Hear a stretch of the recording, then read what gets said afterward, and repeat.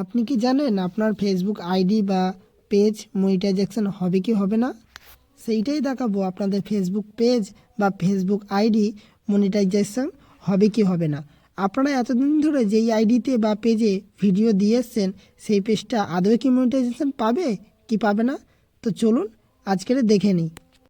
দেখার জন্য সর্বপ্রথম আপনাদের ফেসবুক পেজটা আপডেট করে নেবেন, তারপরে ফেসবুক অ্যাপসটিকে ওপেন করবেন। এর জন্য আপনারা আপনাদের ফেসবুক অ্যাপসটিকে ওপেন করে নেবেন। নেওয়ার পরে ডান দিকে উপর দিকে দেখতে পাচ্ছেন 3 লাইন আছে, আর আপনাদের যেই ছবি থাকবে সেই ছবির একটা লোগো আছে, ঠিক আছে। এখানে ক্লিক দেবেন।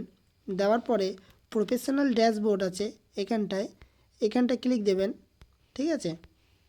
দেওয়ার পরে একটু নিচের দিকে আসবেন,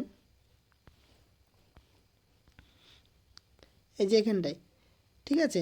আপনাদের দেখবেন এখানে প্রোফাইল রিকমেন্ডেড এইটা আছে, আর আপনারা যদি পেজ দিয়ে যদি দেখতে চান তাহলে এই প্রোফাইলের জায়গায় পেজটা থাকবে, ঠিক আছে।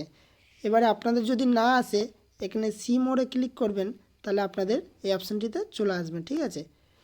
এবারে আপনারা এই অপশানটিতে ক্লিক করবেন, করার পরে একটু নিচের দিকে আসবেন, আসার পর এখানে দেখতে পাচ্ছেন মনিটাইজেশন, এখানটায় ক্লিক দেবেন।